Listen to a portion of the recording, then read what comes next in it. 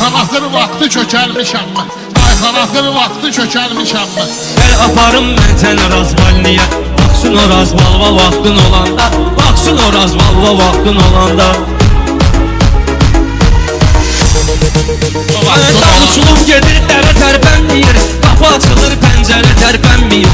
Yaşıl yanıb heyvərə tərpənməyir. Qoy əlmi siqnalva vaxtın olanda. Qoy əlmi siqnalva vaxtın olanda.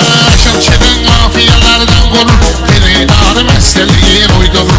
Yuqar yaman tüklər biz durur. Ərçək o saqqalva vaxtın olanda. Ərçək o saqqalva vaxtın olanda. Yaşad bu nə sözdür, nə danışırdı. Saqqal elə kişi üçün yaraşırdı. Saqqalımın hər tükü bir işıqdır. Gəl baxaram falva vaxtın olanda.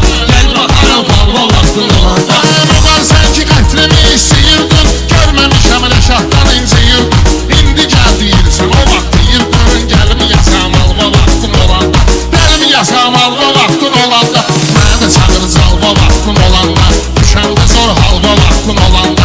Mənə də çağırız alva vaxtın olanda. Düşəndə zor halva vaxtın olanda. Şairlər öz sözünü deyir hər halda. Fərq eləmir laf belə qalmaq halda.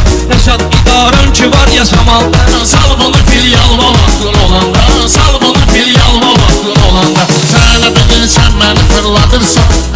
Həm cəmatı alladırsan. Son vaxtlar özün mənə oxşadırsan. Haydi özərgin alva vaxtın olanda. Haydi özərgin alva vaxtın olanda. Bizim toya yerini bilənlər gəlir. Dərdini dostlarla bölənlər gəlir. Gecə yatanda yuxuva ölənlər gəlir. Yetişirdir halva vaxtın olanda. Yetişirdir halva vaxtın olanda. Ayxan indi çoxdur bizdə çempiyon. Çoxsu yalandandır bizdə çempiyon. Sən karatedə mən sözdə çempiyon. Yaz mənə jurnalva vaxtın olanda. Yaz mənə jurnalva vaxtın olanda. Kəllidə vardır avaz qardeşim. Sözüm sözünüz ilə taraz qardeşim. Rəşadın adın jurnala yaz qardeşim. Çəkməli serialva vaxtın olanda. Çəkməli serialva vaxtın olanda. Mənə də